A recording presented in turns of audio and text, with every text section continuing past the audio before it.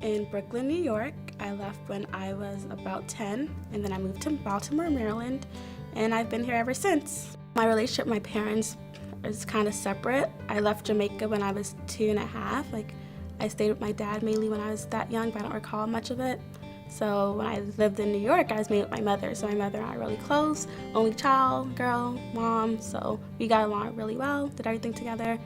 Then I was around 10, 9, my father moved to America, so then I started a relationship with him as well.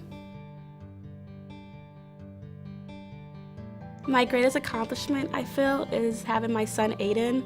He's the biggest part of my life. I had him in college, and it was very difficult at that time, and to talk to my family and everything that happened, but my family's a big support system, and I feel like I wouldn't change for the world. Aiden's who I am. Everything I do is for him.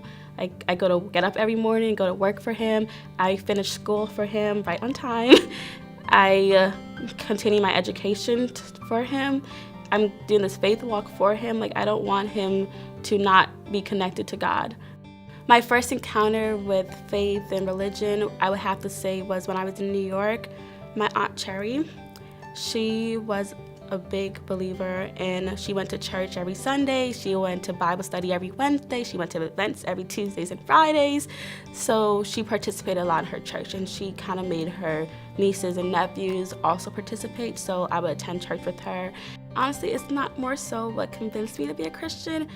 As far as one day I was just sitting at home. I believe I was probably 10th grade, and I live across the street from this church. So I'm sitting at home, and I go look across the street, and I'm like, the church is really across the street. Why am I not going to a church that's literally across the street? There's no excuse for me not to be able to attend that church. So one day I just said, you know what, I'm gonna go. I'm just gonna go across there and see what it's like. And I came across here, and back then it was St. Paul's. It was not Journey of Faith. And I grabbed my little cousin, Zena, brought her along with me. Didn't want to go alone. And I came in here, and everyone was very friendly. Everyone was very kind.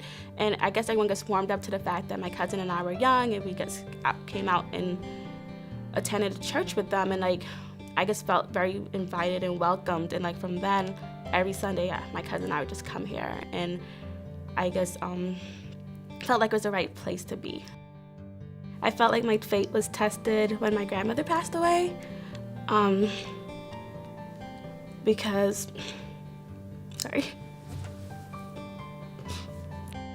my faith was tested then because my grandmother has always been a strong believer, and she's a good person, and she gave her all for everyone, her kids, her extended kids, her family.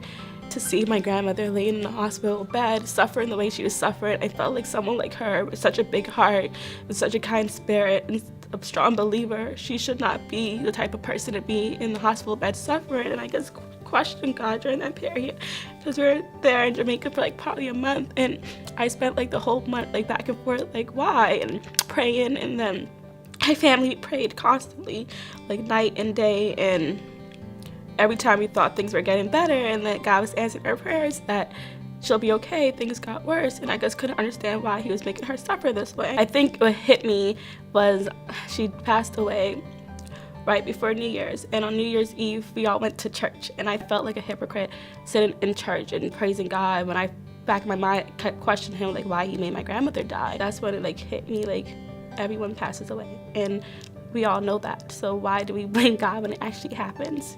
It's a part of life, and if it's a part of life and we understand that, we shouldn't be upset when it happens, especially if it happens in a peaceful way. And I feel like my faith walk is too new for me to have advice for someone. My main advice would be just come. Just walk in one day to Journey of Faith, to any church, and just sit down and just listen and soak it in and just see what happens. There's so many people who's never stepped foot in church, but they have all these ideas and feelings and beliefs about church, and you never know until you at least step in. Step in and see if you have a faith walk, I feel like that's my main advice to anyone, is that you never know something until you try it, and you won't know God until you're willing to let him in. So I would just say to just step in church one day and see what happens.